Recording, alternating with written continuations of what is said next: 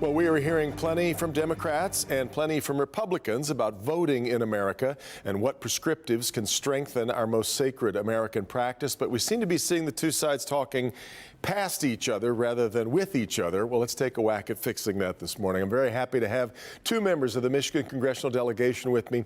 Back on Flashpoint, Republican Lisa McClain and Democrat Andy Levin. Thank you both so much for the time today. Let me start with that, about what you're hearing from your constituents about what we need to fix or do better when it comes to voting in America. We're, of course, now in what's going to be a big election year. Congresswoman McClain, let me start with you. How you feel about the voting package that the Democrats have been putting forward and what your constituents are saying about voting. Well, what I'm hearing from my constituents, and I hear a lot of them, is they want to have some faith in the election system. And in fact, one of the first bills that I actually introduced was just that. Can we take a look at the last election? Because we did vote during a pandemic and we did change rules. And some of the times when we changed the rules, we didn't follow the proper protocol. And that gave a lot of my constituents cause for concern. I said, hey, let's just pause. Let's take a look at what did we do right and what did we do that we could improve upon. So that's where I'm at. I believe a lot of the American people just want some faith and some transparency as it pertains to our election system. And I think they deserve that. A little more than a year later, do you have any doubts, Congresswoman, that Joe Biden won the state of Michigan? Well, I think there's a lot of doubts. If I could go back and change time, I definitely would. I never thought I would be in this position right now, but here we are. And at the end of the day, we have to provide the American people some truth, transparency, and consistency in our vote, in the voting process. I mean, what we're trying to do is just say, hey, if you go to vote, all we need you to do is make sure that every legal vote is cast, every legal vote is counted and verified. And one of the biggest angst that my friends across the aisle have an issue with is voter ID. And I want to tell this story. As I went to buy a pizza, and I had to show my vaccine card. And ironically, I had to show my ID to prove that I really was the person on that vaccine card. So I would ask the American people this: if it makes sense for me to have to show my ID to get a pizza, really, is it that difficult? And is that outrageous to ask people to show their ID to vote? Well, let me move it over to your colleague from the Michigan delegation, Congressman Andy Levin. Congressman? Hey, Devin. Yes, so let me provide some truth and transparency to the American people. Joe Biden won Michigan in 2020 by about 14 times what Donald Trump won it by in 2016. Trump did win in 2016. Joe Biden absolutely won in 2020. The election was audited all over the state. It survived, and this isn't just about Michigan. This was the most tested and audited election in American history. People who believe the big lie filed 60-some lawsuits. Every single one was rejected by courts throughout the nation, including by judges appointed by Donald Trump. This idea that there's any doubt about the last election is an outright lie, and it undermines the faith of people in our system. And in terms of voter ID laws, Michigan already has adequate voter ID laws.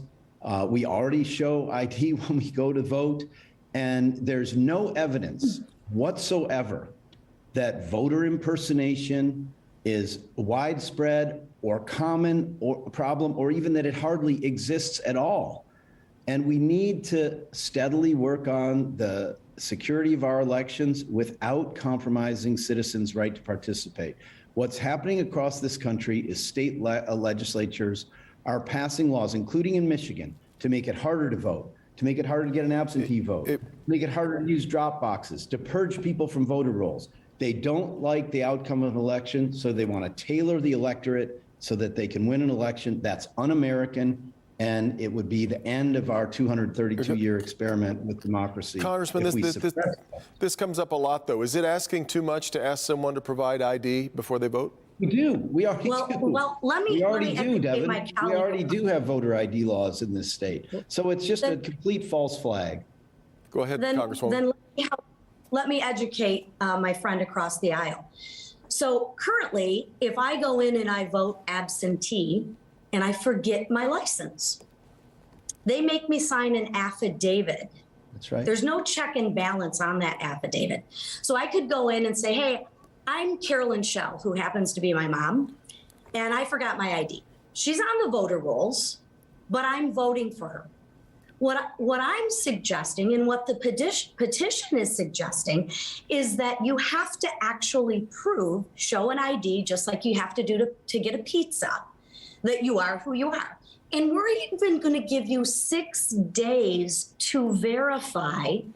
If you forget your ID, but go home. Congresswoman, as Congressman Levin just pointed out, we've had more than 250 audits across the state, and they haven't changed any votes. In fact, some would argue that the strongest case of voter fraud that we've seen in Michigan right now is against these Republicans who signed off on the Republican electors who were insisting that President Trump won the state. I mean, isn't that a bigger problem of fraud than anything else that we've seen at the ballot boxes themselves?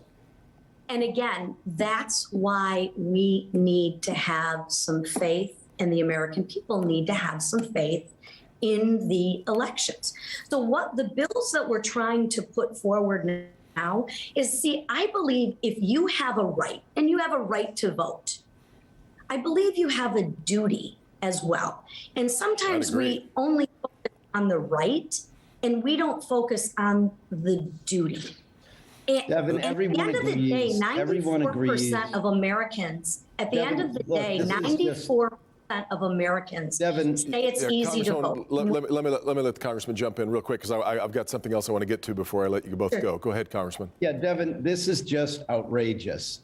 Everyone agrees that all Americans who are citizens should have the right to vote, and that votes should count, and that only legitimate votes should count. We all agree about that. That's what happens right now. And the fact that people are claiming, you notice that Representative McClain didn't even accept the outcome of the last election. I mean, this is false flag. It's promoting a big lie. And they're getting, a majority of Republicans don't believe in the legitimacy of the last election. That is sad, and we are potentially heading to the end of our 232-year experiment with democracy. Let me ask this quickly, though, Congressman. There are a lot of people that believe that this is an issue, though, that should be best left to the states. We hear that time and again from the Republicans, that they don't want to see a federal package, one size fits all, isn't really the way that a republic works. Your thoughts on that? Quickly, I got to get to other things. Devin, the Constitution specifically calls for Congress to ensure free and fair elections. And so recently that many current Republican senators participated, the Voting Rights Act was reaffirmed 98-0 in the Senate. The Congress has always protected voting rights. It should stay at the state level. You do agree? No, we do agree it should stay, like the Constitution states, at the state level, and we should not federalize our elections. So, Devin, we agree on something. Devin, I'm not sure you do. No, she's just twisting my words, Devin. What I said was the Constitution provides specifically for Congress to make sure elections are free and fair. It's really, really sad that it's become a partisan matter, because Republicans used to join hands with Democrats and ensure freedom to vote for everyone. Now they're trying to suppress the vote. Yeah, we're struggling for common ground right now. I want to ask you both about redistricting, but I also don't want to put words in your mouth, Congresswoman, because Congressman Levin just said that you don't really accept the results of the last election in Michigan. Is that a fair representation of your thinking, that you're not sure that Joe Biden won Michigan? At the end of the day, I think the American people want full and fair transparency. Fair. of I'm elections. asking what you believe, but what do you believe happened on Election Day in Michigan? I think there were a lot of irregularities. I think there were a lot of inconsistencies. And I think we owe it to the American people, no different than I might remind my colleagues of across the aisle, that I believe they've objected to past presidents, but let's not let the facts get in the way of a good story. And they've objected to, but again, let's not let the facts get in the way of a good story. So what I'm sharing with you is let's figure out how to give the American people what they're asking for, and let's just do a review. Well, we have people like me have been a part of the reviews, Congresswoman. We have, as I said, 250 audits. We haven't changed barely a vote in the state. I'm about to run out of time, but I want to let you both weigh in on redistricting and whether or not you believe this has been a fair process. Congressman, let me start with you because it looks like you're going to have to run against one of your colleagues, Haley Stevens. Well, you know, Devin, we worked really hard here in Michigan to pass a state constitutional amendment to have an independent commission draw our district and combine communities of interest. And they created a district with Mary's and my house smack dab in the middle of it, where we've lived for 16 years. It includes Berkeley, where I grew up, Royal Oak, where my dad lives. It includes Birmingham, where my family immigrated in the 1890s. So you got to run, you know, where it makes sense. I hate running against a colleague for sure, but we set this system up, and I think we need to honor it and have our elections. That's what we chose. And Congresswoman McClain, you are in what is always described as a reliably red district. That doesn't appear to change, even though some of the boundaries around yours will change. Your thoughts on whether you believe this has been a fair process, maybe not just even in your district, but statewide? Well, I actually agree with my counterpart on that. Is I don't have control over it. We at best, you don't even have really influence over it. We have to play with the hand that we're dealt. So I'm just looking forward to continuing servicing the constituents in my district, and I look forward to the new district. And one of the things I think we've been able to do a really good job of is not looking at things in isolation and silos, because there is a lot of crossover, right? There's people that work in my district and live in another, and vice versa. So at the end of the day, that's the rules of the game, and we have to play by them. So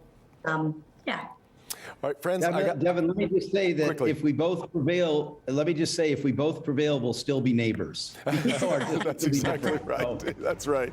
Your districts touch each other. Friends, I got to get to a break. Thanks so much for the time. Stay well, and we'll talk to you again soon.